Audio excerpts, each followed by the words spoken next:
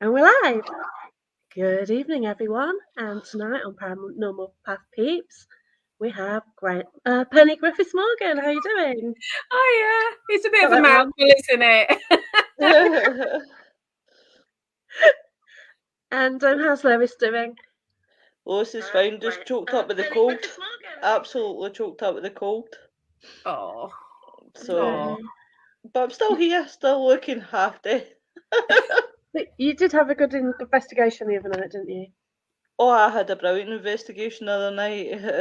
I had a scary experience, but a really good investigation. It was fun and games from the beginning to the end. It's so where cool were living you? in Scotland. Where were you, Lois? I was at a castle and just up the road from me, so it's not really that far. So it was really good. Um, and me and Jacqueline had been there before when Jacqueline came to Scotland. It's one of the places that I took her to. Cool. It's a So special it was place, definitely really it was a is. good night. Cool. And I went out and no using equipment. My whole experiment was because obviously I do development classes and I haven't been there before. I would say November. It was my way to try to get back into the rhythm air. Mm-hmm. So I told the guys at my team, you know what, I'm not taking out any equipment. I'm just going myself, and what a night! What a night! Cool. Something to be said for that, isn't there? Yeah, definitely. Mm. Okay, so if we sort of start the show and sort of ask where it all started for you, when was the first time that you witnessed something paranormal or even thought that there was something else around you? Do you know what? It's so long ago. I can't really remember because I've believed in it since I was little. One memory I have at my parents' house where I grew up in Norfolk. Um, it's in the middle of nowhere, and it's quite a modern house. It was built in the 60s, and my dad used to work away from home, and I remember it was like midweek. My little sister, my mum, myself, our dog were all sitting in the living room, and we had a glass living room door. And I saw a shadow of a person walk past the door in the hallway and go up the stairs, and I heard the sound of the stairs creaking. Wow. And I remember I must have only been like 5, 6, something like that, because I ran out thinking my dad had come home and to surprise us. Yeah. There's no one there. That's happened more than once. And it wasn't like the road outside. If you saw a car along it, it was normally because the A11 was shut. Though nobody used this road because it's kind of it's a tiny road. There's only 3 houses on it, and nobody would ever use it. So it wasn't like reflection from traffic light, from headlights or anything like that. Frequently, I would hear my sister and I would hear footsteps on the landing, footsteps on the stairs, and there's no one there. In fact, fast forward sort of 35, 40 years, my husband's heard them. And he said he always thinks it's one of our kids has got up in the middle of the night. He goes out to check and there's no one there. And he's heard them. So it's not just me. Oh wow. So there's something going on there. But we found out a few years ago that one of the first ever Methodist chapels had been built in the grounds where my parents' gardens are. Oh, okay. It was a timber built one that was only there for a very short while before it kind of was pulled down. And we don't know. I don't know if that's what is causing it. I've never really investigated it because my sort of it's not really fair on my parents because they haven't given me permission, and I'm not going to go in there. And That's right. they're sort of happy living there. But so from a very young age, but I think the biggest experience, one that I've talked about before, and I talk about a lot, is when I saw Tinkerbell. And there was this old bar. It wasn't Tinkerbell, but that's the only way I can describe it. Wow. I must have been 9, 10, something like that. My sister and I are out walking our dog, and there used to be this big old barn. It's actually been converted now, and it's very, very nice. But this big old barn, it was derelict, run, and we'd always dare each other to look through the broken panels in the door. And this was a really sunny day, lovely weather, and no wind. And I remember looking through and seeing this light flying around. This is with my naked eye flying around. And it would hover and then dart and then hover and then dart. And it hovered and darted straight towards my face where I was looking through the panels. And I was frozen to the spot. I couldn't move. And that's the only way I just couldn't move. And I can't explain it, even with the knowledge I have now. I can't explain what it was because we don't have glowing sort of insects in the UK. No, we don't. No light. It was my naked eye, so I can't say it was an orb from a camera, all that type of thing. And it was moving, and it wasn't. It was jerking in weird directions. It wasn't like on the air, if that makes sense. Yeah. And I just remember my sister and I sort of standing there like frozen. We actually couldn't move. It was like something had mesmerized us. And Wow. I'd always remembered that, never knew what it was. And I've always sort of had slightly prophetic dreams, and I've sensed things. I never thought anything of it. I just thought it was normal. That was me. Yeah. And then when I got into my 20s, when I decided I needed to be sensible and get a good job and get a mortgage, I kind of pushed it all to one side. Didn't not believe in it, but didn't really have an interest in it. I'll try to not have an interest in that side of things. And then it was when I was, late 30s, or was I 40? I can't remember now. My youngest was a baby, and I was doing a night feed, and he would feed really slowly. So rather than wake my husband up, who had to get up for work in the morning, I'd take my baby boy down to the lounge, put the television on at 2 o'clock in the morning, key through things, see if I could find something to watch while he was feeding. And I found this show with these blokes talking in a really weird accent. And once I got to understand what the accent was, it was like, wow, you can do ghost hunting and you can use gadgets and stuff. This is so cool. And it was Ghost Asylum with the Tennessee Wraith Chasers. Wow. And that's kind of, I think the next day I said to my husband, I want to have a go at this. And he said, go for it. And it went from there. So whilst I've only been investigating sort of 8-9 years, the interest and the sort of knowing that something is out there that I can't explain has been around for as long as I can remember. Yeah. But yes, isn't it intriguing though? Once you get that bug, you just can't get away from it. Well, it's all down to the Tennessee Wraith Chasers, and I have actually told them this. And quite a few of them have been on my podcast. And I remember when I started Haunted Histories, somebody said, make a list of all your dream guests. And the boys from Tennessee Wraith Chasers were my dream guests. And I got them on I think it was about 2 years in. And now I'm going to be on the same bill as them at a paranormal event. And I'm a bit awesome. Yay! Oh my God. That's just so fantastic. So but does that not always happen? Obviously, does that not always happen? Well, I find that I hadn't been out for ages, and when I was out on Saturday, I was like, oh, in my element. I was like a big child. I was like, oh my God. And it is, see once you start the paranormal and obviously get out, you absolutely love it. And see when you haven't done it for that while, you absolutely miss it. And that's one of the things that I noticed, that absolutely I do miss it when I'm not out, and it drives me crazy. I think because I do so much history as well, I can keep myself amused doing that side of things. Because as a sort of a paranormal historian, I'm not just doing investigating. A lot of my work is researching the history around a place, researching events, seeing if I can find any historical validity to what people have experienced. And that is literally a case of burying myself in archives, whether they're online, whether I'm reading a book, whether I'm actually at a records office. And that kind of, that would keep me amused. If somebody said to me, you can only do one investigation a year, but you can do all the research you like, I'd probably be okay.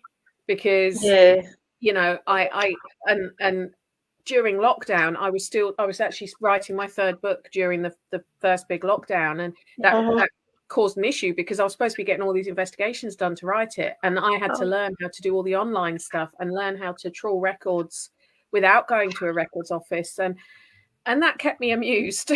Did you not find that hard though, Penny? Because I know when I first ever worked with the first ever team that I had been with, and I wasn't using my senses at that time, that I found it so difficult. You could go into researching a place and you could find a lot of information, or you could go to another place and find very, very little on. How did you overcome that? Because I'm a tenacious little cow and I don't say. Well, One of the things that I am very lucky to have are a lot of contacts in all the fields, whether it be the paranormal field, whether it be the history field, you know, whether it be the just English, if you like, how to write field. And they know they can come to me when they're stuck, and I might know how to get them out of their particular trap, if you like, and I can do the same. And I've not cultivated those contacts from a sort of selfish perspective. I'll cultivate it because everyone has got something that you don't know. And if you've got an interest in a subject, women will reach out and find it out, because, you know, and and one of my goals when I set up Haunted Histories was to and I mean, I know Jacqueline's seen me present and probably would say that I am quite passionate about these subjects. Yeah, definitely. It was to stop people who are into the paranormal thinking history is boring and dusty and fuddy-duddy, and everyone who talks history is like, and has like leather patches on their elbows and all that kind of thing. Yeah. But for people who are into history, not to look at people who are into the paranormal and think we're all completely and utterly woo-woo and think everything is a ghost. And I'm sort of getting there, because I've got, you know, I've been on historians' podcasts. I do my podcast. I mean, the one I'm going to be recording this week, I'm not telling anyone what it's on because it's a surprise, but it's an actual historian. I've interviewed James Holland, who's a very well-known World War II historian. I've been on historians' podcasts talking about some of the history stuff and how it relates and how we work it with the paranormal. So, and I can't remember where I was going with this, but the point was I wanted to marry the two to make people realize they're not mutually exclusive. They work together, and to have respect for each other. So your point when you hit a brick wall with research, I am normally the person people will turn around to and go, Penny, do you know have you any ideas? And I you know, sometimes I do have to go hands up and say that's as far as I can get. But normally I can find out something that other people didn't know. I mean, I've done that with the new book. Actually, I found out something about one of the baronets, and the historical society told me you'll never find anything about him. There's nothing exists. Well, I have, and I found out something that's never been published. That's so. Well, you know, when you upset people or make people happy, and I'm not sure which is going to be right now. Yeah. Oh, I definitely yes, it's very intriguing. So I guess, is it time to mention this then? What, the new book? Yeah. Do you want the exclusive? This has never been seen by anyone bar my family and the designer, the wonderful Mr. Andy Saw of Haunted Magazine. Who would like to see the cover of my new book coming out in March? Yay! Come on, let's see. Over to you, Jacqueline. Yeah. We're just doing the share, and we're just trying to find it. This is my fourth book. When Andy designed the cover, he said this is a bit different to what you're used to, and I loved it. And in fact, everyone in my family who I've shown loved it. And obviously you've seen it, you loved it. It's something a bit different for me, but I absolutely blooming love it. Yeah. I'm just trying to share it. You know how I did it earlier, and it was easy. You did. Let me see if I can share. I see if I can share, because I've got a copy of it as well. So trying to find it. It's disappeared off my windows, even though I can see it. I can't even share mine now. It's not giving me the opportunity, which is annoying. Let's see. Sharing. Share. No, that's the wrong. Well, I'll keep. Well, you try and work out how to do it. Yeah, I'll try again. It's being a bit. No, it won't share for me. It won't only let me do the slides. See, that's why I'm so glad I'm not on that side, because I would muck it up. I mean, when Jacqueline was doing the pantomime, I was in panic mode because I didn't know how to do it, and then I was losing sleep thinking, oh my god, I'm so going to mess this up. I'm not even going to do it right. Well, I'll keep talking whilst Jacqueline's trying to get the slide to share. So, the new book, which is due out, here we go. Hey, Woo! Wow, that's That's neat. good. Oh, wow. There's so Wow. many of us. that doesn't kind of work, does it? We'll stop sharing. That was nice. I like that though. That's kind of an effect, isn't it? That's pretty cool. Yeah. So, I'm not even sure if. No, I can't. So drag yeah, I can't share at the moment because I've lost all my windows. Let's see if this works. Don't show this. Share a screen. Window. Hi, Dennis. How you doing? There we pal? go. Can you all see that? No. Can you see the Bosworth Hall thing? No. It's told me it's sharing it. Oh, what a nightmare. Let's try Oh, again. I don't know what's going on then. No, it's being oh, I've got it. I've got it. I found it. Yay. There we go. Yay! So, that is the new cover of my new book that is due out in March called The Battle for Bosworth Hall. It's being released in conjunction with the Festival of the Unexplained, which is taking place at Bosworth Hall from the 11th to the 13th of March. There are still tickets available. I think there's still day tickets and possibly weekend tickets, but the ticket that includes the history tour with me, I'm afraid, on the Friday have sold out, I believe. But it will be wonderful. Your history tour will be awesome. Thank you. Well, they're going to 2 locations, and I'll be doing the tour at one of them because the other one's got official guides there. But then I'll also be opening the event on the Saturday with the first talk of the weekend, which is like I'm going to be absolutely shattered come Saturday evening. And my talk will be on some of the things to do with Bosworth Hall, bits that are in the book and some bits that aren't in the book, so people get something extra if they're coming to buy a copy. So that will be when it's officially live, if you like, and people can buy it. So the forwards, I've got not just one, but 2 forwards in my new book. Wow. Andy and Paul from Haunted Magazine have both written a forward for me because it's their fault. That's fantastic. It's their fault that I discovered it. It was crumbs. It must have been about 4 years ago. I did one of my early Haunted Histories podcasts, and they asked to talk about Bosworth Hall. And I found some information out for them that they didn't know that kind of didn't freak them out, but shocked them a bit because it gave some credibility to some of the experiences they'd had, some of the names they'd had come through. Wow. And they always said, oh, you should write a book about it. And I was like, yeah, I'll put it on my list because I actually have a list about 5 or 6 books I'm going to write, sort of different subjects. Brilliant. But I'm not like people like Richard Estep and Mike Cravell. I can't write 2 or 3 of them. Yeah. I can only write 1 at a time. I kind of have an idea for them all, getting ready, but I can't do loads all in one go. I have to focus on one and get that one done. But I'm writing blogs and articles and everything else around them. And then when I was asked to do the Festival of the Unexplained, I sort of said, why don't I try and do this as my next book? Yeah. And then you can have it for the festival. And that's really where it came from. So the book looks at the history of Bosworth Hall, some of the hauntings, everything else. But you can't talk about Bosworth without talking about the Battle of Bosworth Field, where Richard III was beaten by the usurper, Henry Tudor. So it got a bit about that in there as well.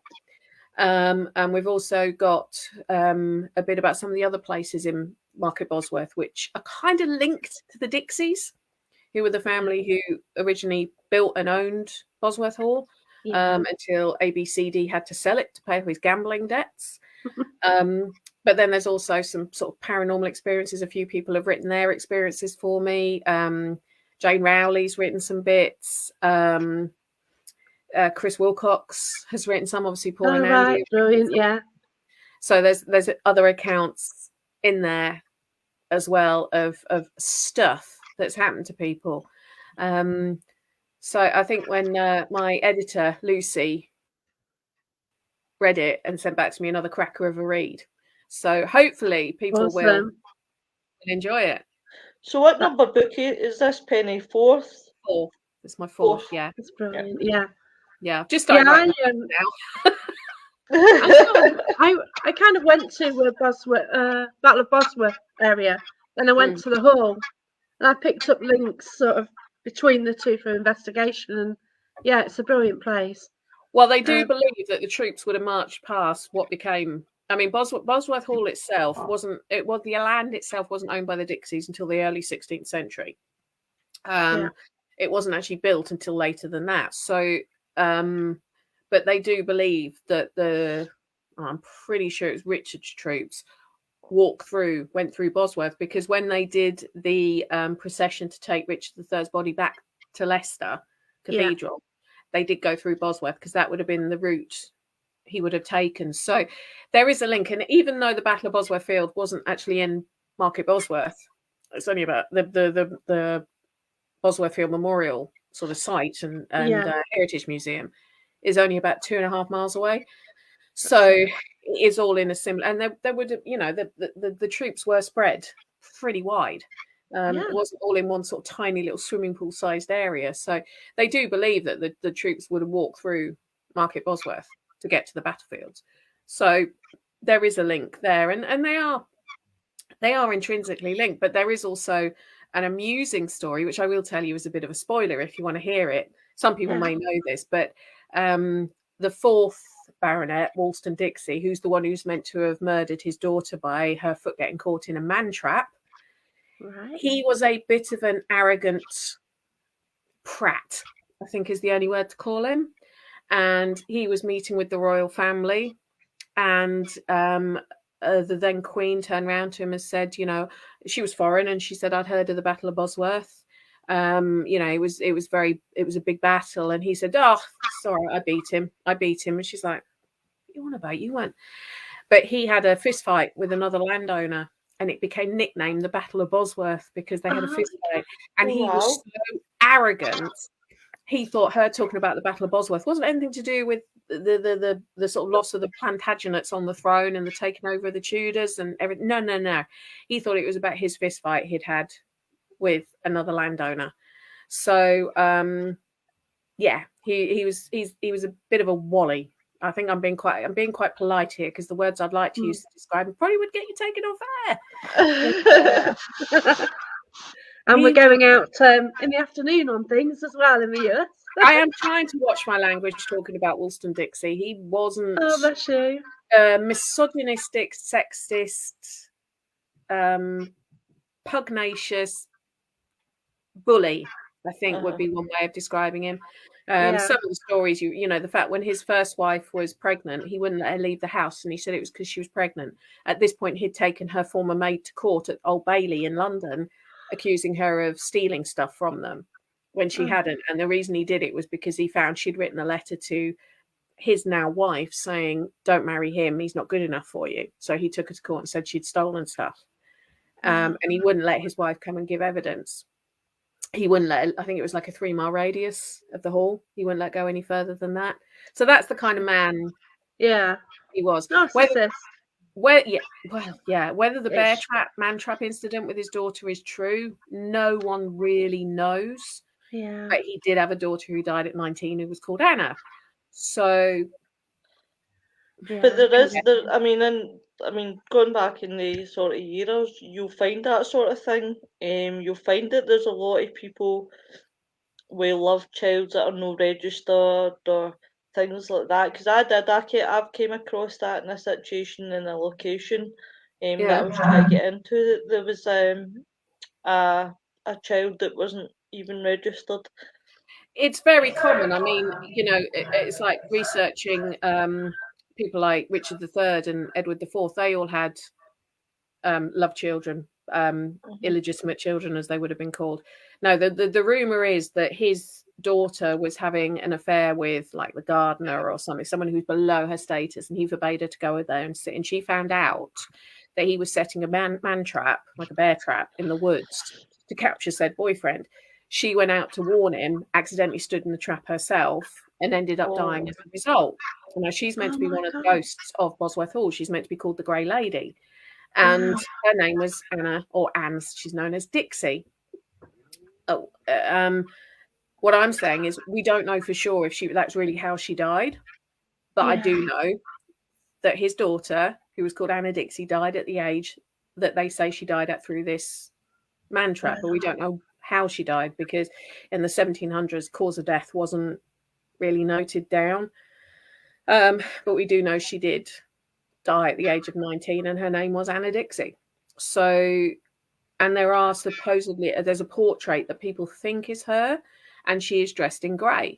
So that's to say, we don't know if that's where people have got the idea that she's the grey lady. Yeah, that's it. But certain bits of it, yes, he did have a daughter, his first wife, the one who was pregnant, who he took the maid to court and blah, blah, blah. He had 3 wives in the end. They kept dying on him. I think it was trying to escape, to be quite honest, because they wanted to be married to him. Yeah. But he, so we don't know for sure if that is what happened to him, but we do know that he had a daughter who died at the age that the legend says, and there's a portrait of her that they think is her, just in grey. Yeah, it is a beautiful hall, and it's lovely grounds as well, isn't it? The grounds are beautiful, although I will say I get very, I have to bite my tongue when I'm in these places, because my husband and I went there back in June, and we were exploring, and we found the beautiful water tower with all the buildings at the bottom. Yes, been there at night. It's lovely, isn't it? Yeah. And there's a big plaque in front of it that tells you what it was, that it was a water tower. This bloke is standing there with his kids saying, oh, this is where they would have stabled the horses for the hall, blah, blah, blah. And I'm he's English as well, so you'd think he could have read.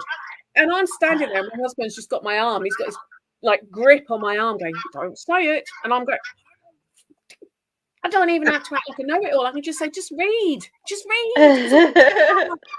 and yeah, I do get sometimes the husband will just grab my arm and pull me away when he hears people saying stuff that he knows is incorrect, because he knows I'm going to go and sometimes he doesn't get to me in time, and I walk away thinking they probably didn't want to know that. I've just made them look a bit stupid. But when he's saying that, that would have been the stabling, and there's a plaque right there that tells you what it was, and it's just like, but it doesn't even look like a stable block by any bit of anyone's imagination. I mean, it is an ornate water tower. I'll give it that. It's very beautiful, yeah. But the Victorians liked ornate. I think the thing is on the other side, where you've got the building and then a great big gap of land and then the arch. Yeah. I mean, we were looking at it going, but there's some original old black and white pictures in the hotel that you can see that show that it did used to have almost like it wasn't corrugated iron, but it was kind of, the arch was connected to the rest of the building at one point, but obviously that material, maybe it was asbestos and stuff, possibly would have been, was taken down. But yeah, we're on the other side, and there is this big thing that tells you exactly what it was and what it was used for, when it was built, and this guy's going on about it being stabling, and I'm just like, oh no. But yeah, my husband, bless him, he has to sort of, because he could see my face go, and he knows that means Penny's going to jump in and correct someone. But the church there is wonderful as well, isn't it? Beautiful, isn't it? We did because we cut through the church to go to, because we went to the Red Lion pub for our dinner each night, which is a lovely old pub. It's beautiful there. Not even found that yet. Oh, you just cut through the churchyard. You cut through the churchyard up a side street, and it's on the main. You have to book if you want to eat there, because it gets really, really busy. But the owners have got this amazing long-haired German Shepherd who I fell in love with. They only let her come in at the end of the evening, because she's big and a lot of people are scared of her. And when my husband's going, German Shepherd, and I'm like, where? Because I love shepherds. And I was like, please, can I give her a cut? She had the thick fur that you just disappear in. That kind of really she's beautiful. She's beautiful. And they said, do you want to give her a treat? And I was like, yeah. And they went, make her do something. I was like, yes, I know. You don't just give them a treat. They've got to do something. Anyway, lovely food, lovely atmosphere, beautiful old pub. But yeah, so we'd cut through the church graveyard to get to there. And me being me, I like looking at the graves. I like reading out their names. Oh, I do. Especially ones who've died a long time ago, because it's a way of remembering them and sort of saying, there's people still here. We still care. Whereas my husband's like, can we get through here as quickly as possible? Quickly as possible. And I'm like, mate, there's nothing here. You're fine. You're absolutely fine. And so the second time we went through it, he was a bit more, I'll trust you. I'll trust you. And he started reading out names as well.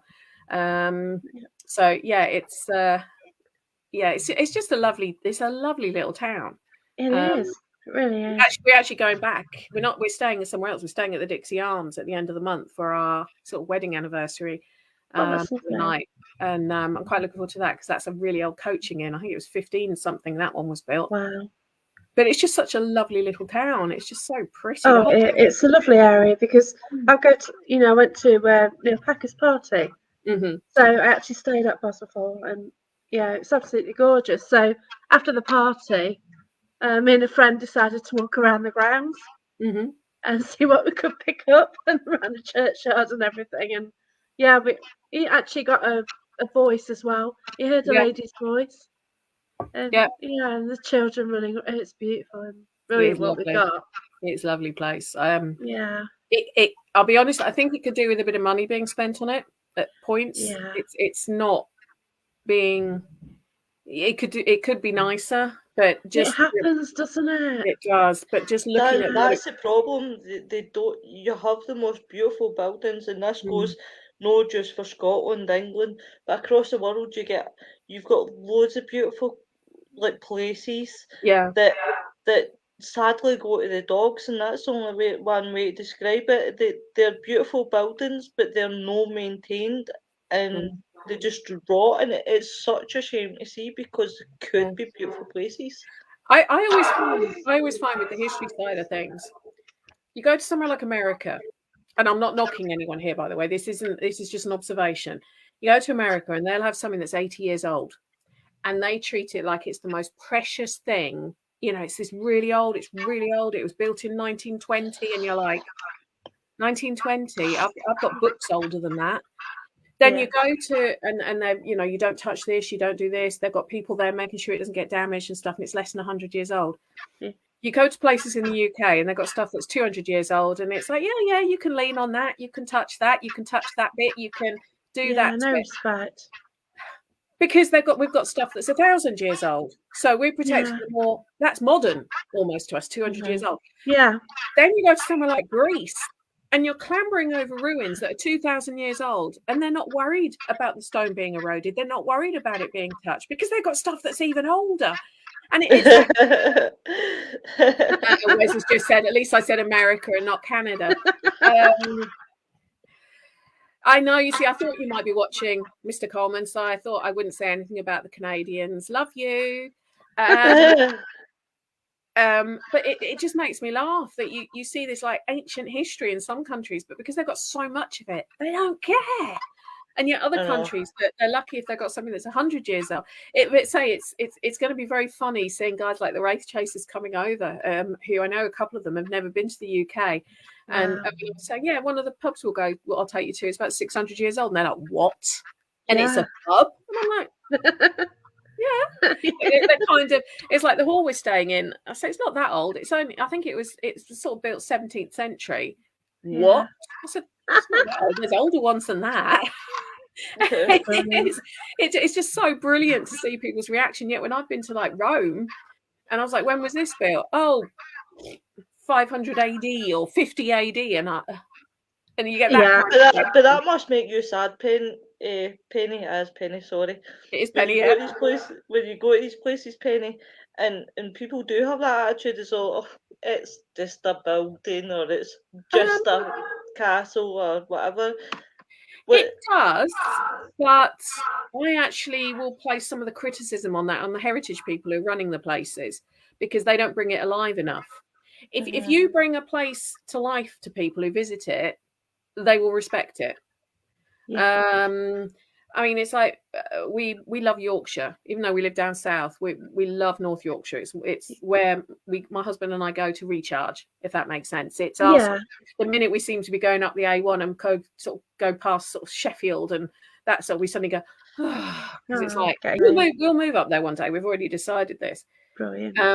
And we went at half term back in October, and so got English Heritage membership. It's like, right, we're going to visit every single castle we can up here that's English Heritage, whether the kids like it or not. They can run around the grounds like lunatics. Tire them out. We can get our history filled.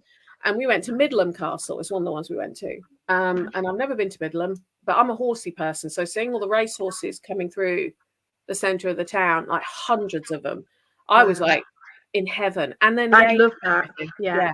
And the age of everything. And this castle, even though everyone's got this really bad view of Richard III, this castle has an amazingly nice vibe to it, in my view. It's really peaceful. It doesn't feel like anything nasty went on there. I know his wife, I'm pretty sure his wife died there, his son died there, but it doesn't feel like someone as nasty as people paint Richard III to be was there, if that makes sense.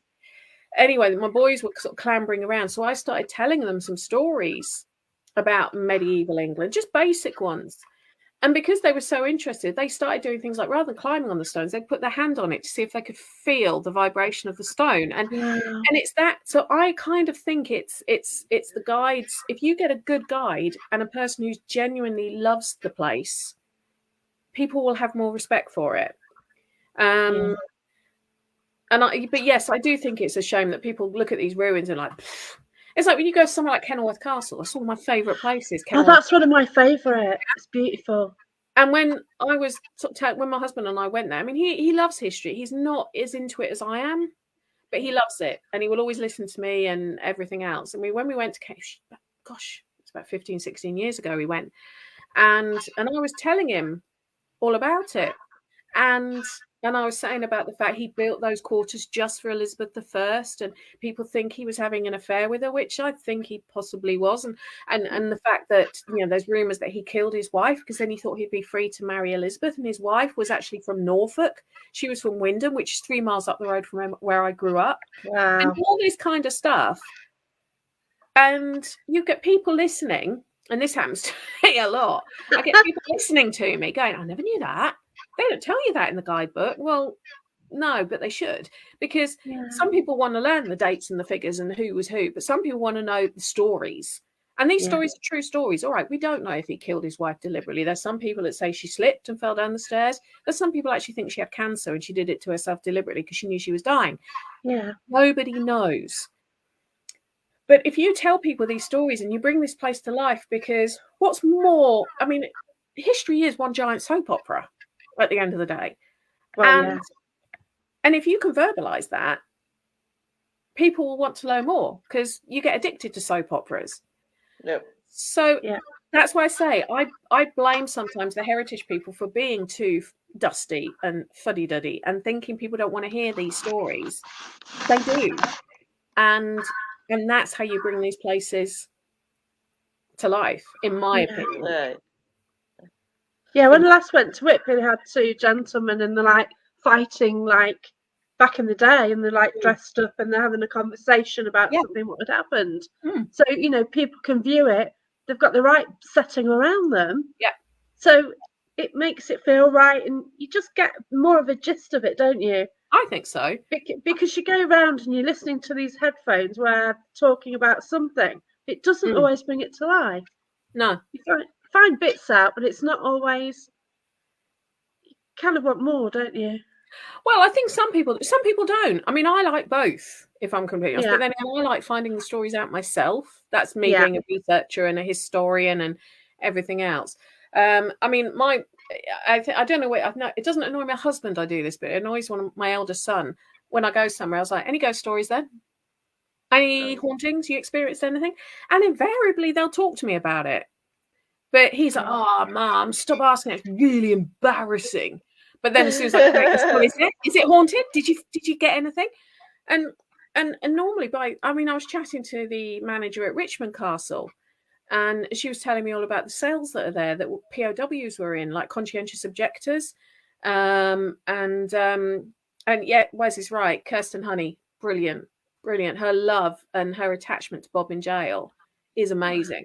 And they are very, very lucky to have someone like her, you know, talking Bobbin and the area and everything else. She is phenomenal. But you know, she started telling me all the stories about the conscientious objectors, and we were talking about, they were known conchies from World War I, and she was amazed that somebody knew about them. And I thought, well, you know, I'm a bit of a historian. I've written articles on the conscientious objectors and stuff. And she was saying the reason she knew about them because she went to a Quaker school. They were taught about them because a lot of conscientious objectors were Quakers because they don't believe in violence. And we were talking, and she was like, "Oh, I so wish I could get you in the cells, but I'm not allowed to." Because they only the people who are conserving them are allowed in there because they've got loads of drawings on the walls, and the walls are Right. whitewashed, and it's peeling because it's so damp. Mm. And so they're trying to work out a way of preserving it for future generations. But I wouldn't have known any of that if I hadn't talked to her. So, you know, and I was like, why don't you give this energy to other people? And she went, because people don't ask. And I'm just like, it's yeah. But frequently when I mean, when we got married in Mexico, this is how much of a nerd and an arrogant nerd I am at that. We got married in Mexico. We wanted to visit the Mayan site. So you've got Yeah, Chichen they're beautiful, Itza, aren't they? Coba, and Tulum, because we were in Tulum. And we couldn't afford the $250 for a guide at each site. So Okay. bought $5 guidebooks for each site, and I memorized them. Oh wow. That's fantastic. Again, arrogant nerd that I am. Before children, I actually had a brain back then. And we were, I think it was Tulum. And I was telling my husband what the different things in the different buildings were, because they're all very different, all three sites. And I was explaining to him what it was and where it had come from and how old it was. And he went, turn around. And I turned around. I had about 10 people following us, thinking I was a tour guide. Fantastic. I'm just a punter. I'm here on holiday. I just happen to be good at memorizing this stuff, learning it. So it you know, there is that people want to know. They obviously want to know, but they don't know who to ask. So yeah, like I went around Chichen Itza. We did have a guide, but then we were on our own. And no, I didn't like just Chichen looking at Itza. them. I didn't like. It had a really bad vibe to me. It felt. It didn't surprise me the amount of executions. Well, barbaric, isn't it? Whereas Coba, which is in the middle of a big jungle, the jungle, yeah, I could have just sat and read a book for 3 hours and been quite happy. Whereas Chichen Itza, I felt very on edge. There's I felt something dodgy, yeah. Yeah, it's dark.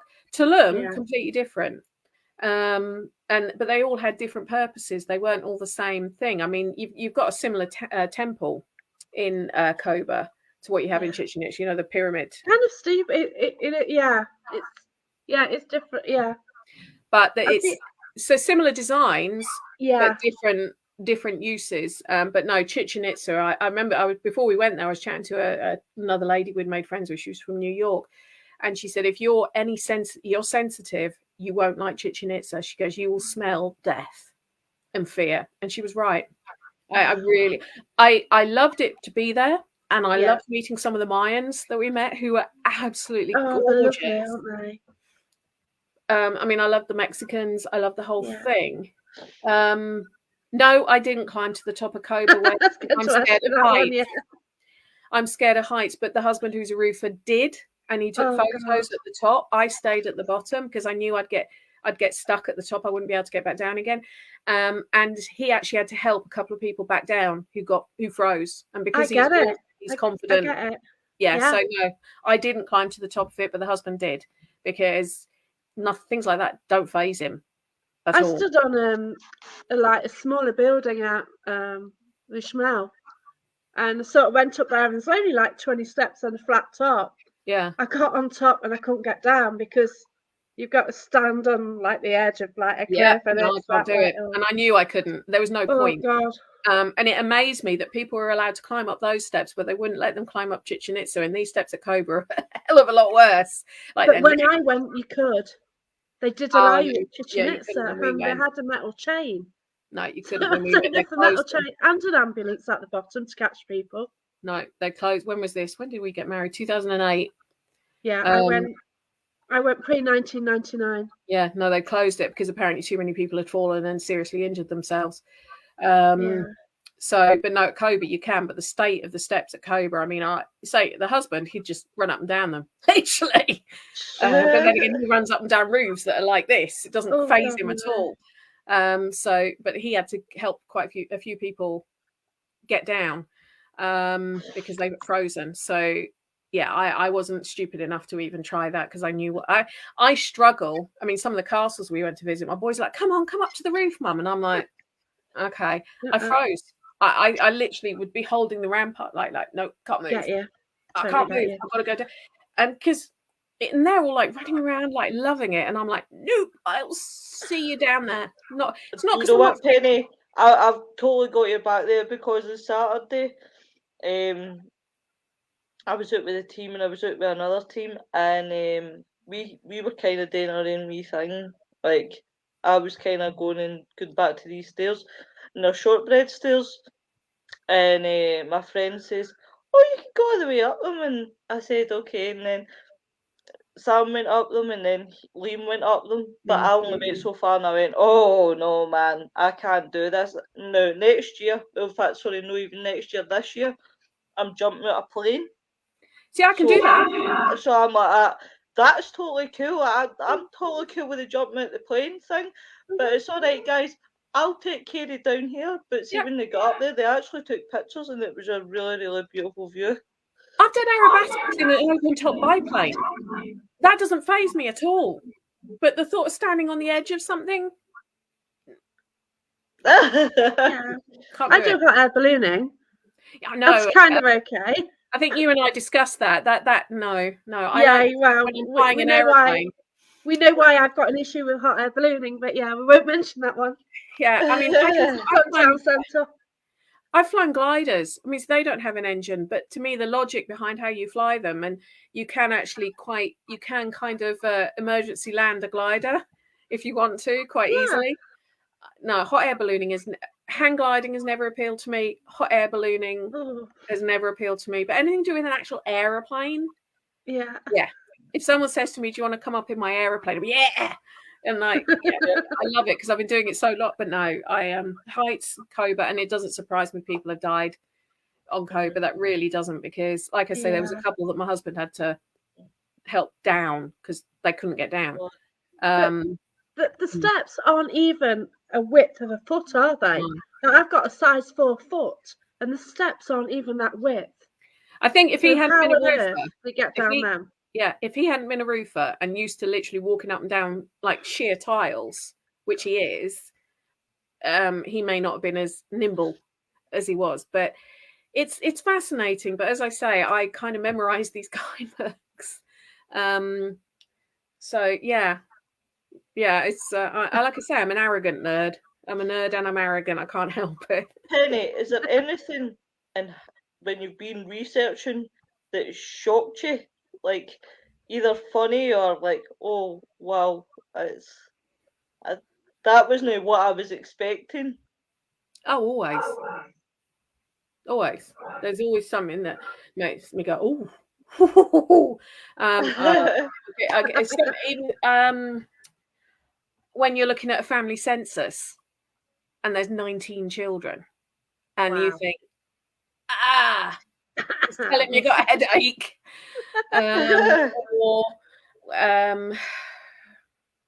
One recently, I've just found that the guy was 85 and his wife was 53. And you're thinking, lucky old him. Some of the newspaper articles you read, I mean, you kind of read stuff and you just think, really? Did they really think that? Yeah, I mean, I'd probably I'd say, not so, I'm quite unshockable now because I've seen so many things. But every so often I find things out, and I mean, finding out that Wollstonecraft took his wife's maid to court for stealing, because of the fact that she had written a letter saying she didn't think she should marry him because he wasn't worth it. That you just think, oh my God, you wouldn't think of someone doing that. Myself, I wouldn't, but he did. I think the thing is with history, everything you think of the worst horror film, I guarantee I can find you something in history that's real that's worse. Wow. So you kind of almost have to be unflappable. But when I've been writing an article about the Greek Civil War recently and some of the stuff that happened in there. And bear in mind, that was only in the late 1940s. And to find out that Britain actually was promoting the right-wing Greek government to kill communists, that made me go, that's embarrassing. That is not what I'd have expected. Just they're beating the Nazis, and then the right-wing government come in, and because the British are so blooming scared of communism, they help fund them. And things like that just makes you go, well, that's in living memory for a lot of people. So things like that. I mean, even if you look at something even more modern, like the ethnic cleansing in Srebrenica and things like that happened in what the late 90s. That makes all of what happened there. I mean, I had a friend who was with the UN who was out there, and he sort of said that the fact that their hands were tied and they weren't allowed to do anything, and you'd go into these buildings after hundreds of people had been burned to death, women and children. Yeah. And he was one of those Jack the Lad army boys, like nothing. He couldn't talk about it. He'd cry because of his experiences. That's shocking. So there are lots of things I read about that I have to almost put my personal emotions to one side because you can't have emotions when you're doing the history side. And it's really hard. But yes, there are things that some things I just have a chuckle, like the guy with the wife who's 30 odd years younger than him. And He's done well on that. And other things like that. But I think with history, you kind of have to not be shocked anymore, because a lot of it is so, how do we do that to each other? Or how does, I mean, it's like, take Richard III. People have painted him as this villain. Yeah. Yet, doing the research I've done on him recently, I don't think he was. I think he's something's come up in the paper as well, hasn't it? It's there's been quite a bit just recently again. Yeah. But I don't think he was the villain he was painted to be. I think that was Tudor propaganda to justify them taking over the throne when they only had a very, very tenuous sort of link to it. But that's where you kind of have to almost have no emotion, because otherwise you think, well, he's supposed to have killed his two nephews who were like, what, 12 and 9, 13 and 10, whatever they were. Yeah. You should hate him for that. But it may not be true. What happened? So that's why I don't get shocked. Some things do, like I say, some things do make me go, oh, blimey. Oh, but it's why horror films don't faze me, because some of the stuff I read in textbooks, a lot worse. Oh, yeah, that's true. I can imagine. I can only imagine, Penny. We've actually got a question coming then. This is from Mark Reynolds. Hi, Mark. So what's your worst paranormal experience, or haven't you had one? Haven't had one. I've never been scared. That's cool. Never. Actually, no, it's not strictly true. I have been scared twice. One was by a pigeon flying up in front of me at Bodmin Jail. Made me scream because I'm scared of birds. And the other time was by a guest on an investigation who lost the plot and was getting very aggressive and threatening people and everything else. They're the only two times I've been scared doing investigations. I have nothing has ever happened. I've been unnerved. Had times when I thought, I need to keep my wits about me here. Yeah. But I've never had anything happen that's made me full on. Like, I take every paranormal experience I have, and this sounds very sanctimonious, but as a bonus, as a benefit, as yeah. Do you get what I mean? I'm appreciative of everything that happens. That's great. That's brilliant. But yes, Mark, a pigeon. I'm scared of birds, and I was at Bodmin Jail, and I didn't think this pigeon was real, and I went near it, and it flew in front of me, and I screamed like a girl.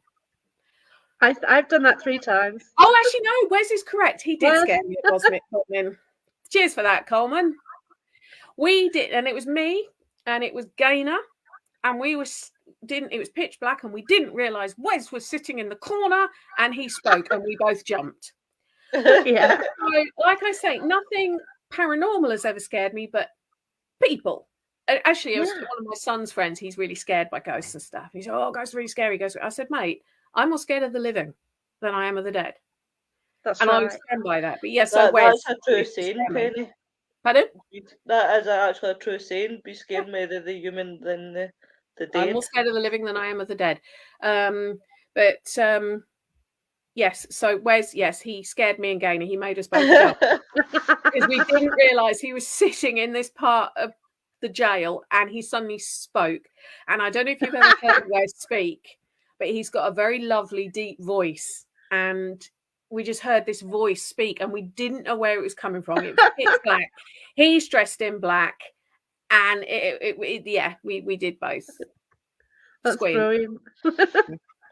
But That's the fantastic. deceased have never scared me. Not What yet, about anyway. the mannequins everywhere? You sometimes go to places and there's mannequins. You just Oh, forget they they're don't there. bother me. They make me laugh. I mean, Kelvedon Hatch is a nightmare for them. Kelvedon Hatch nuclear bunker, if you've ever been there, there's quite a few mirrors around and there's quite a lot of mannequins. And the mannequins, I Right, don't think have been changed since about 1992 when it was decommed. Some of them are, I mean, there's a Margaret Thatcher one, which really has seen better days. I know people who are terrified of those sort of things. And I tend to, if I'm doing an investigation, I'll warn them where they are. Yeah. But the funniest one was I was doing an investigation there. It was a company event I was helping out with for another company who's no longer around. And he was a trainee investigator, and he said, and he heard a noise in one of the rooms behind him, and he said, "I'm going to go and check it out." And I went, "Are you sure?" And he went, "Yeah, I'm going to go and check it out." And he goes off all brave. And he wasn't brave; he was a squealer. And all of a sudden, you hear this, "Oh my!" from this room. We're like, "What the matter? What's the matter?" He went, "I've just seen an apparition." I opened the door. I went, "There's a mirror." And he'd seen himself in the mirror, but because it was dark, he thought it was an apparition. And he was literally sprinting out the yeah. But no, the mannequins just make me laugh. I mean, the dolls make me laugh. How I can see how some people could see them as being sort of malevolent, but those sort of things do make me chuckle because it just shows psychologically how much you can play with people's minds if you really want to. Yeah, that's it. I've got a question here from Von Hunter then. Yeah. So, do you think there is a lot more shocks to come from the First and Second World War? A lot of the troops did not speak about the atrocities. My father was in a prisoner of war camp and never spoke a word about it. He was a very hard-faced man, but he would weep when it was mentioned. Yes, there's always going to be more stuff coming up. Yeah. But will it though? Because they didn't mention it. My mum-in-law, her dad was in, and he's in one of the Stalag camps as well. They would never speak about it. They don't speak about it, but they would have possibly had interviews when they came back. There would have been evidence gathered. Now, not from everyone because there was too many, but there would have been some evidence gathered. Plus, the reason I say things will come out is there's an awful lot of World War II stuff that still hasn't been released. It's still under the Secrecy Acts. World War One, a lot of it is coming out now. But the problem we have with World War One is where a lot of World War One archives were stored, and I can't for the life of me remember the name of the street in London. Somebody may know this, but there was an awful lot of archives stored in London, and that was bombed and destroyed, which is why there's an awful lot of World War One service records which don't exist. And I can't for the life of me remember the street. So if anyone listening knows it, tell me, because that's bugging me. Obviously, with potentially 2,000 years worth of history to try and remember, I can't always remember everything.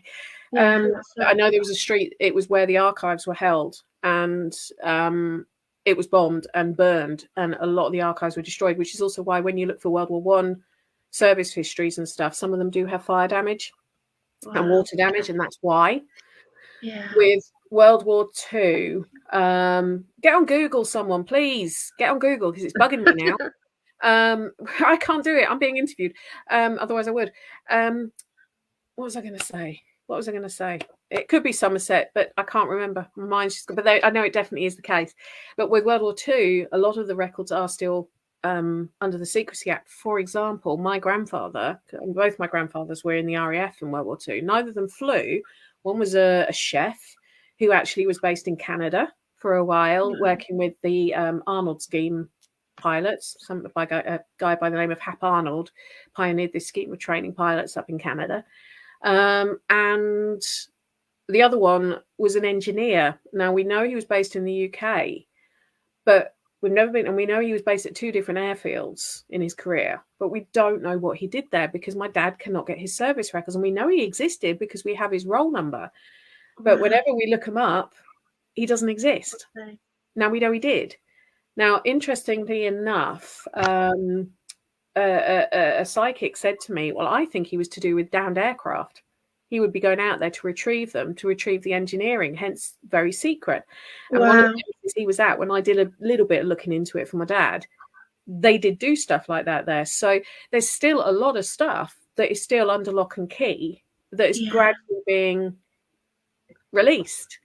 David O'Keefe, he's a Canadian history professor. He released a book on Dieppe a few years ago. I interviewed him sometime last year, and it took him nearly 20 years to finish this book because research was literally being released as he was writing that explained the raids at Dieppe.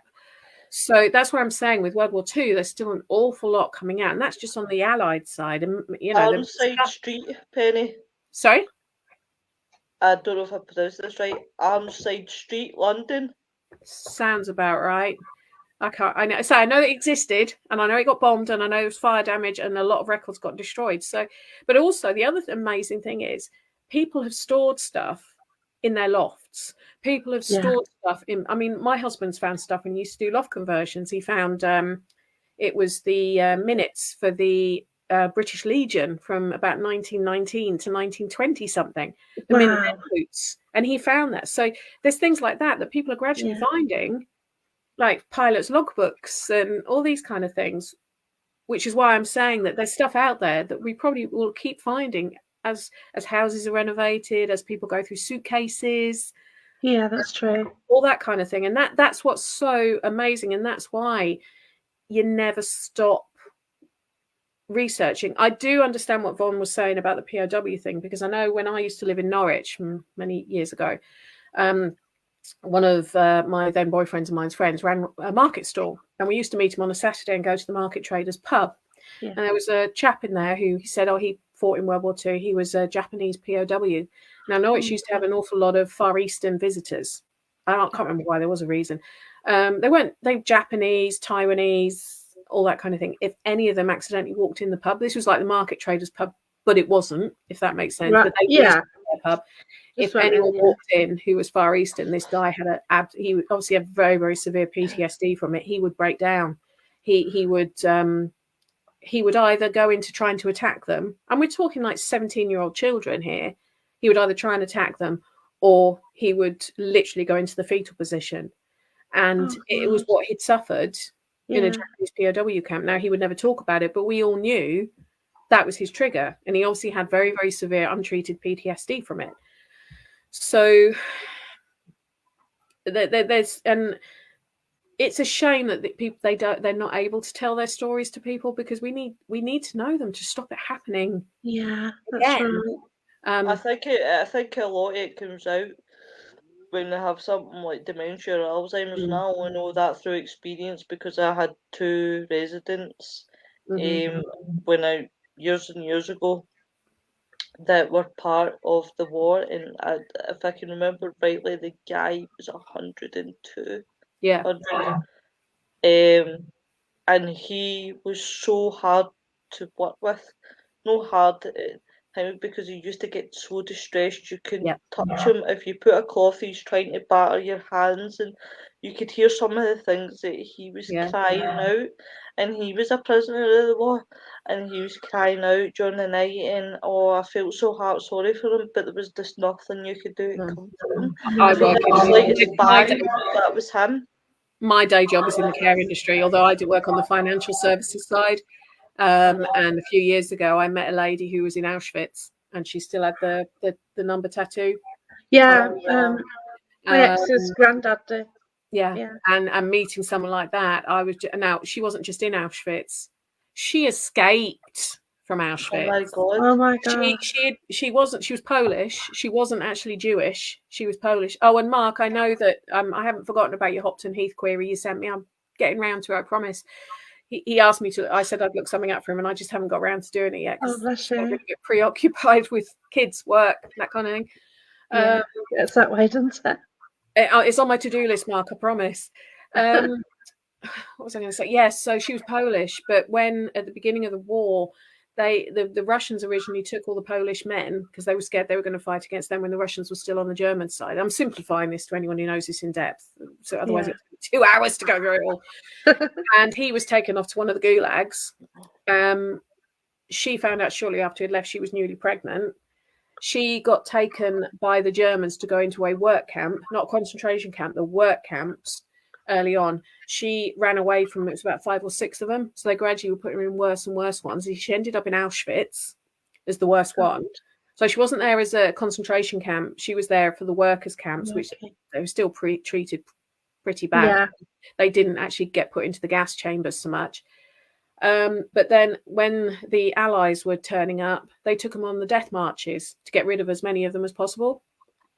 And she escaped on the death march. She ran and managed to escape and got home. And her little girl, I think was it a boy? Can't remember now whether it was a boy or a girl she'd literally left the baby in the crib in the kitchen when she'd been taken, like 5-month-old baby. Her neighbours had taken the baby, taken it out to rural Poland to be protected. She came back and they brought the baby back for her. So she thought she'd lost her child. Her child. Oh, my God. No, listen, it gets even better than that. She thought her husband was obviously dead because if the Russians hadn't killed him, Germans probably had. She decided to make them to sort of leave Poland because now it was under control of the Russians. She went to Paris. First, Red Cross gave her a parcel, and this parcel had this dried fruit in it. And the only person who knew she liked this dried fruit was her husband.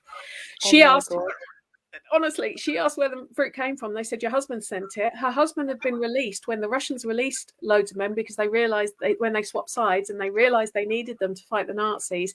He had a pilot's licence.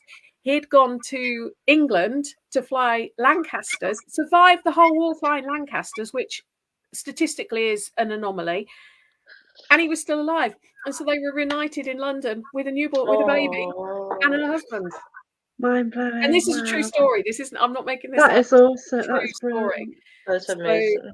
So, this is why I love working with the elderly, because some of the stories that you hear back then, you know, coming from their accounts and what they've been through, I'm just thinking, oh my God, I could sit and listen to them for hours. Well, she couldn't tell me that she'd had a very bad stroke and she had vascular dementia as a result of the stroke. It was her son who told me the story. But she still knew enough who she was. And when I sort of shook her hand and said, you're amazing. You're you know, you'd look at this woman of 90 odd and not think what she'd been through. And meeting her and getting to shake her hand and seeing, I mean, I've got tattoos, but seeing that number, the famous number on her arm, I actually had shivers go up my spine because it's the first time I'd ever met anyone who actually had the Auschwitz tattoo. I didn't realise. I didn't even know about the tattoos until I met my ex's grandfather, and I saw it on his wrist. Yeah. And I sort of asked my ex what it was, or I actually, you know, sussed out what it was, and oh, gee, no, obviously, no, it was obvious what it was. Yeah. Some of them did try and remove theirs, but a lot of people kept them as a kind of remember of what they'd been through. I mean, obviously, so many people didn't leave Auschwitz and places like that. But yeah, she escaped whilst on one of the death marches. But to find out her husband, who she thought had been dead, had actually survived flying Lancasters. He'd gone over it hopefully to be a Spitfire pilot, but they said, no, we need Lancaster pilots. Now, flying Lancasters, when you look at the statistics of how many, it was not a high survival rate, shall we say, flying the bombers or being on the bombers. And he managed to survive that and then just sent this parcel in the hope that his wife was still alive. I actually cried. Because I walked away from it, I did actually cry with the whole sort of how amazing it all was. And that is why I love history, because for every horrible story you get, you can find that, and you can find this amazing sense of survival. And it's also pretty why I like the paranormal side, because in a way, these spirits are surviving. They're surviving to try and tell you their story. They're surviving to contact you. And that's why I'm not scared. And that's also why if I can validate stuff, whether they are spirits or whether it is one of the theories I spoke to Nick Groff about once, we were saying, because time isn't linear. Is it where the timeline's bent back and it's so thin, you can almost, that's why you're seeing things happening, because it's time almost touching and all that. Right. Even still, shouldn't we share this stuff? Shouldn't we tell these accounts? It's an experience I've had, and I'd like to know if this person existed. But I've not got a lot to go on. But I'll have to see if I can do something, because I think he was either a disabled child or a legitimate child of the aristocracy. Mm. So if that's the case, would there be a record? Depends when. Depends Yeah. when. If it was a disabled child of the aristocracy, Yeah, they did try and hide them a he bit. I mean, was. That's what I picked up on. yeah, people criticised the Victorians for the asylums and stuff, but they were actually trying to do a good thing with those. They just didn't have the medical knowledge that we do now. Yeah, that's right. So it really depends on where. I'm just reading the thing from Cliff saying about how we owe a great debt to the Poles and the Czechs. Yes, we do. All right, I'll just get that one up then. Yes, we do. I agree 100%. Where are we? Yeah, found it. Yeah. We do. We do for sure. I mean, it really annoys me when people say about the British pilots in the Battle of Britain, even though the fighter side isn't what I'm particularly interested. I'm more interested in the bombers. When you go to somewhere like any of the Battle of Britain museums, and they'll show you the nationalities of all the pilots. I mean, the fact that with like downed pilots, because, and I know they do this scene in the film The Battle of Britain, and even though it's a kind of a parody, it's true that you'd get these foreign pilots downed who didn't speak English, and the locals would assume that they were Germans because they didn't speak English. And they got attacked and everything. So yes, we owe. I mean, the fact we had and this was one of the experience I had at the Haunted Antique Centre. I don't know if you remember, a Norwegian pilot who was one of the Great Escape people comes through. And you know, we had Norwegian pilots, we had Dutch pilots, we had Polish pilots, we had every nationality who didn't agree with Nazism escaped and flew for it and fought for us and flew for us. And I don't think we do pay enough respect to everyone who fought. There's a guy who used to come in my pub, and he was Polish, and he came to England because of the war and everything, and you know they wouldn't let him home, you know, because of and that was it. It made his choice, and he was such a lovely bloke, you know, and it's shocking. There was an awful lot of displacement, though. There are issues with the families, his family as well, over it and everything. I mean, I can't quite remember the intricacies of it because, like I say, I haven't sort of read up on it recently. But there was an awful lot that lost their nationalities due to Nazism, and then were homeless refugees. They had nowhere. I mean, you take the sort of Jewish communities who, when they were released from the camps, they had no properties. They had no nationality anymore. Shocking. They had nowhere to go, and that is really kind of. I mean, people don't even think about that side of things, do they? No. You know, obviously nowadays things like this, well, not people like leave their homes for whatever reason and then turn up with nothing, and obviously it's happening all the time. Yeah. But you don't think in history, you know, this happened during the war, didn't it? And it's just the attacks on Jewish communities has been happening since the 12th and 13th century. So it really is, if not before then. But it's that kind of homelessness, that displacement, that you know you've lived in that you've lived, born third generation, etc., and then you're told, no, you don't belong here anymore. You're not. You're not. You know, you've got bad blood or whatever. I just. Yeah. I have a lot of admiration for an awful lot of people who I don't know by name. I just know what they did. And but like I said at the beginning about the Greek Civil War, that was something that shocked me recently to find out that the British supported the right-wing Greek dictatorship.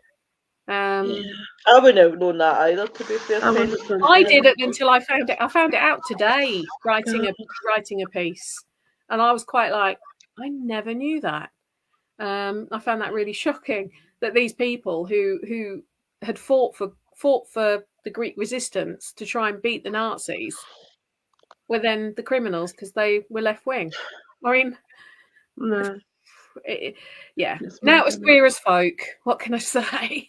That's Right, it, isn't it? that's it. That I've is it. got Craig Stevens, he's planning to do a trip next few years to the warfields of Europe and the Civil War. Mm, Just fascinated to see what energy's left behind. yeah. Yeah. I mean, that's actually something I've been thinking about. We don't hear about many World War One and World War Two ghosts. I'm, you know, it's something I was thinking about today, actually, when my mind was drifting. You know, lots of paranormal experiences from World War One that I can talk about, but you don't tend to hear of many hauntings. Well, And believe it or not, since we're on this subject, on Saturday, the castle that we were at, when I met up with two of my teammates, Jack, I actually meant to tell you this, right? Was that I kept getting visions of World War Two, and I couldn't understand why. I just getting visions of World War Two and like sort of snip clips, and I'm thinking to myself, World War Two, and I kept saying to the lassies, I said, that castle was just not a castle. This was in relation to something with the World War Two. I don't know what it is, but I need to challenge it. And I felt like I couldn't hear out like one of my ears. And so we did AVPs, things were shooting backwards and forwards. And halfway through the night, I said to the group, I said, this is really bugging me, and I'm going to go out my zone and research this, because do you know what? This is bugging me, and I need clarity, because I'm like a dog with a bone. See, if I said something and I say it and I don't get that clarification, but it's been bugging me all night, I've got to go and research it. And it turned out it was to do with World War Two. It was it used to be basically for evacuated children who were deaf and dumb. I know that's not the right propaganda to use, the PC word, Yeah. but that's basically what it was for. And it was amazing, because I was like, oh right, that gives me clarification. yeah. No, I mean, I found World War Two and World War One type hauntings in the UK, like visiting places like Landguard Fort, Harwich Redoubt, all those kind of things. But I'm talking about people don't report seeing soldiers walking across the battlefields in Yeah. like Yeah. Somme. That's it. I mean, I had a very weird experience when I visited. I had quite a few when I visited Normandy. One of them was actually at Point du Hoc, which is one of the bits, the cliffs that I think it was the Americans got on D-Day. And I wrote a blog about it on my website. But it's more the fact you don't tend to hear about people saying they've seen soldiers walking across an old battlefield, and that's what I mean by the hauntings. That the hauntings seemed, but I do wonder if that's because the French don't seem to be as into paranormal as we are, for example. Aye. Yeah. I wonder if that's why they don't get reported, because there's a very, very, and it was when I talked to this chap, David O'Keefe, that I mentioned earlier, the Canadian historian, about Dieppe, and it was about a very, very specific haunting where the Battle of the Dieppe landings took place that the SPR actually investigated, but it was English people who reported it. So it is interesting, and it does make me wonder if things are going on constantly, and because people don't want to see it, they don't see it, if that makes sense. Yeah, They don't that's want to it. know about it. But I agree with you. I mean, there's, especially in Scotland. Scotland was very well utilised for World War Two, because you were so close to the North Sea and you were protecting those routes. Yeah. And obviously, aircraft could take off from there to get out into the Atlantic and get out to the North Yeah, Sea, and that's all true. that kind of thing. So yeah, you were very well utilised up north. Aye. Definitely. So Mark, the RAF people seen where he works. They built bombers on the site in World War Two. Ooh, do you know what type of bombers, Mark? That'd be interesting. As I'm Yeah. a bomber girl, as I call it. I'm not one of those ones who's into all the fighters. I'm into the bombers. I just find them absolutely fascinating. And I think, yeah, the fact that you've got these pilots who are like 21, 22 years old, and they're responsible for 8 or 9 men's lives. It's kind of actually even younger than that. The youngest co-pilot I found was 18, and he was a pilot on one of the big bombers, in British bombers. Wow. So yeah, I find anything like that. I just enjoy. Not enjoy. That's the wrong word. I value Yeah. learning about it. Okay. Yeah. I can wax lyrical about this kind of thing all night. How long you got? Another 10 minutes, Penny. Yeah, got a comment. A big believer in reincarnation. Frequently get images of being around in Cromwell's time and being in his army riding a horse. Any of you guys had any experience or feelings of a past life? I'm Great not question. sure about past life. I have like deja vu of places that I know I've never visited before. I remember once on a school trip, we got let off. I think it was in Lincoln. I think I was in Lincoln, and Yeah. the group I was with, they got lost, and I found our way back to where we were supposed to go, and I'd never been there before. Wow. Yeah. So, and knowing what's going to be around the next corner, even though, and this Yeah. obviously before Google Maps and everything Yeah, else, that's it. back in the dark ages. We had electricity then, but just I'd know what was around what's around the next corner, or things like that. I get those quite a lot. But I don't know about. I'd like to think reincarnation is real, because that would explain when you get someone who's quite young but seems to have knowledge that they shouldn't have at their age, that they're quite a long way through the reincarnation process. That's the way I've always thought about it. Blenheims and Beaufort. Beaufort. I can't think what the other bit goes with the Beaufort bit is off the top of my head. Lysanders were kind of transport. Well, they weren't mega transport. I think they could have 4 people in. Lizzies, they were affectionately known as. But they could land on a very short strip of land, the Lizzies. But yes, Blenheims were a nice one. My favourite are Lancasters and Mosquitoes. They're my favourite bombers, for anyone who knows what I'm talking about. Although I'm very partial to the American Liberator as well, the B-24, which is what Jimmy Stewart flew during World War II. Wow. But yeah, I don't know about if I've got I can think of any past lives or whatever. There's certain time periods I'm attracted to, but I find the more I learn, the more time periods I get attracted to. So Yeah. it's just never ending. It's almost like when someone says, "Can you research this period?" And I'm like, "Oh no, it's another one that's gonna. Oh, my head can't take anymore." Oh, bless you.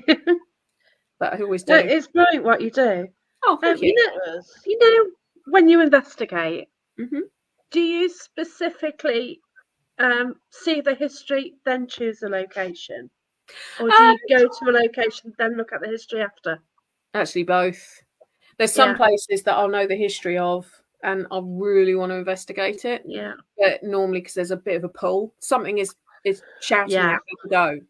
It's not, I mean, I wouldn't just read the history of a place and then say, yeah, I'll go and investigate there. It's more if I've read the history and there's something in my head telling me there's more to learn. I can't explain it. It's like a sort of psychic thing. But some places, when I've been asked to go along as a guest or whatever, I don't necessarily know the history. And I don't tend, unless I've been asked to look it up to do a talk, I tend to only look up a few little bits, like key things that I can use as triggers. So, for example, when the building was built, for example, who the monarch was, that's it. Time, maybe what it had been used for in the past, so that I can ask those as kind of trigger questions when I'm trying to get a response. But I won't do the sort of 4 or 5 hour research that I would do when I'm researching. Well, I actually do nearer 250 for a book, but 4 or 5 hours if I was researching a specific location because I was going to give a big talk on it, for example. So yes to both of those, but I don't, if I'm going to a place that I've just been asked to visit, I don't tend to learn everything I can possibly learn about it. I tend to wait until I go away, write things down, and then see if I can find stuff out that correlates. But I normally, I mean, the problem is when you've done this for as long as I have, it's very unusual to go somewhere where you haven't already got a bit of an idea. So, I can normally look at a building and tell you roughly when it would have been built just by looking at it. Or if you say, this was turned into a house after the Reformation, that means I know that it was late. It was in the 1500s. That's it. But that's just sort of just general knowledge. But it's both, probably. There have been places that I've read about that I've thought, I would, and done shows on, and on Haunted Histories podcasts on, that I'm just like, one day I've got to get in there because it's pulling me like crazy. That's brilliant. Other places I've researched and I've thought, it'd be nice to visit, but Yeah.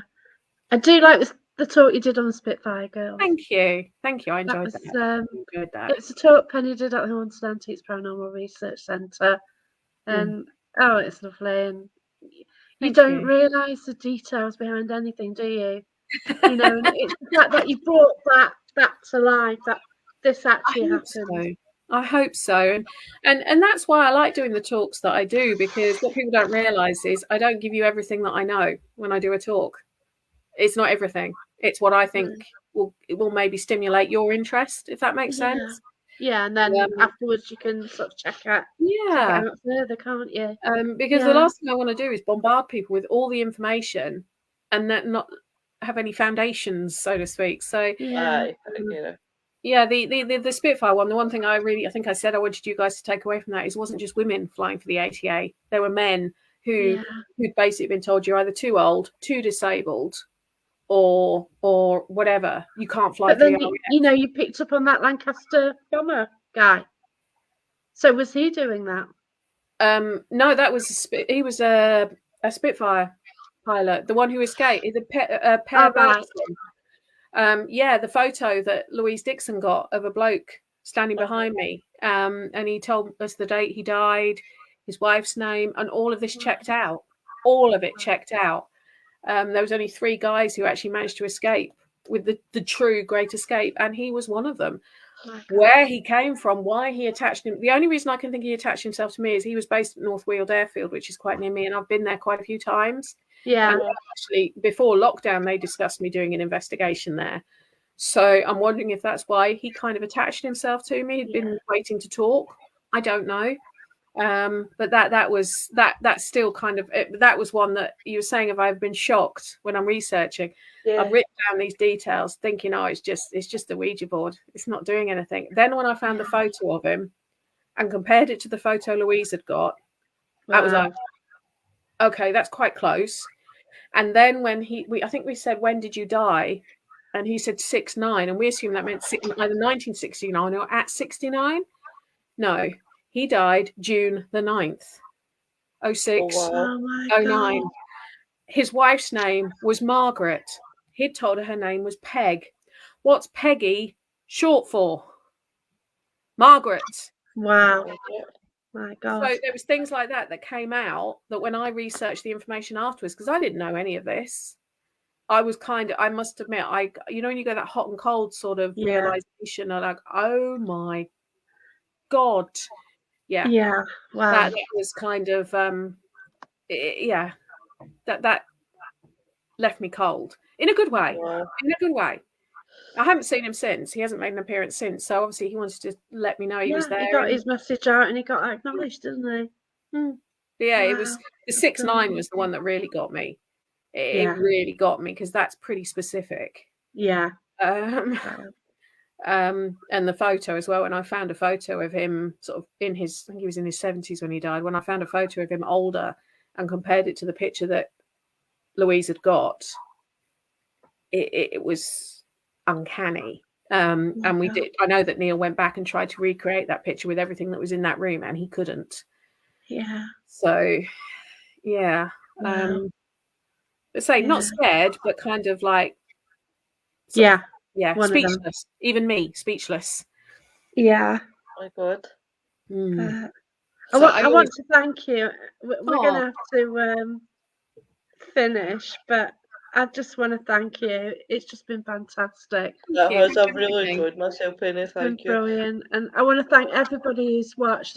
I didn't get round to saying a lot of hellos earlier, and I'm sorry, but... And I do apologise, I keep turning my camera off and that, but I'm sure you don't want to watch me blowing my nose and rubbing my eyes and everything, so, Oh dear, but thanks everyone for watching, and look after yourselves, and thanks everybody. Penny. You're brilliant. And so once again, the book. The new one. The Battle of Bosworth Hall. It will be due out in March. My little friend Mark Dudley's just popped up. Mark. Hello, Mark. Hello, Mark. We were being nice about you earlier. It's due out in March. If you want a signed copy, hot off the press, get yourself a day ticket for the Festival of the Unexplained at Bosworth Hall. I will be there on the Saturday. I am actually not going to be around on the Sunday. Children and everything, I'll be going home on the Sunday morning. But I will be there on the Saturday, and I'll be kicking off proceedings with the first talk, as far as I know. I suppose things could change, but that's what I've been told at the moment. If you want any of my 3 books, so Paranormal Playtime, A Haunted Experiment, I have to remember them now, My Haunted History, you can get them direct from me, signed copies if you want one, or off Amazon.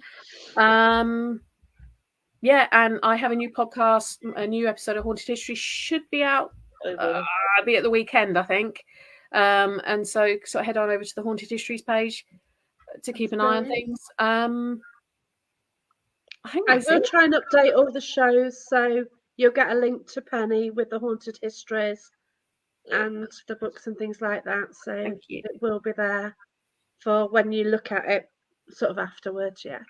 Thank you. Thank you, everybody. And yeah, it's just been wonderful. And okay, we've heard about the war, but for you to sort of bring in these little stories, it's just amazing. Thank you. It's so moving as well. Oh wow. I ain't going to change. I'll always be like this. Well, no, that's isn't it? It's brilliant. But yeah, if only you were a history teacher, everybody would be doing history. Yeah, I do. Do you know what? You're not the first person to suggest that. If I was allowed to teach what I wanted to teach, I could teach it. Yeah. I couldn't be told what to teach. Well, that's it, isn't it? Yeah. The way they have to teach some of it is so boring. Yeah, that's right. No, I do actually. I have actually been into my son's middle school and done a few talks for them on World War One, World War Two, Henry VIII, and Chelmsford. So I have gone in and done a few things like that. But if I can get people who left school 20 years ago and thought history was boring to actually say, actually, no, it's quite cool. I like that. 20 years ago, yeah. We'll stick on that. It's longer ago than I left school. And do you know what? I'll tell you this before we leave, because this will make people laugh. I failed history A level, and yet I'm still doing history now. So there you go then. There you go. But thanks so much. Thank you, everyone. You're welcome. Bye, everyone. Goodbye. Thank you. Goodbye.